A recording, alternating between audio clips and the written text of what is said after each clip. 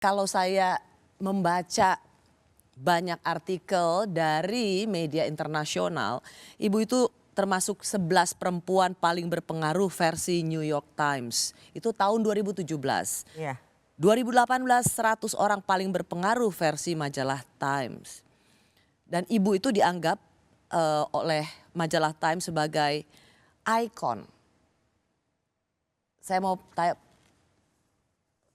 pertama kali dulu ini sebagai awalnya. Kalau mendapat penghargaan sebagai the icon, itu apa Bu artinya buat Bu Sinta?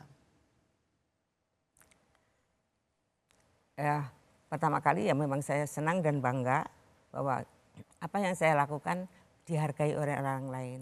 Tapi kebanggaan itu bukan sekedar bangga, senang karena dihargai, tapi lebih kepada bahwa itu tugas yang lebih berat buat saya.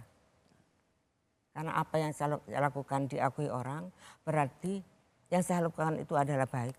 Dan kebaikan itu harus terus dilanjutkan, harus disampaikan kepada masyarakat, sehingga masyarakat bisa menerima bahwa yang saya lakukan buat mereka adalah yang baik.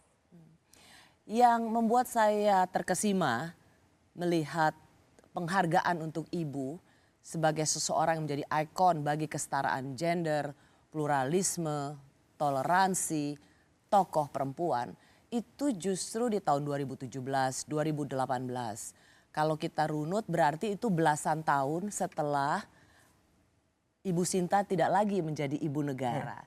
Bisa dibilang ya Sebagai manusia biasa. Sebagai manusia biasa. Nah, menurut Ibu mengapa ini bisa menjadi bagian komitmen buat Ibu? Bagaimana seorang yang bukan ibu negara lagi tapi bisa memberikan dampak yang luas dan bisa berpengaruh? Biasanya orang karena dia berkuasa jadi berpengaruh. Tapi itu tidak untuk seorang Sinta Nuriyah. Yang dimaksudkan apa? Apa yang harus diperoleh dari saya? Sebagai seorang ibu negara ataupun sebagai orang biasa.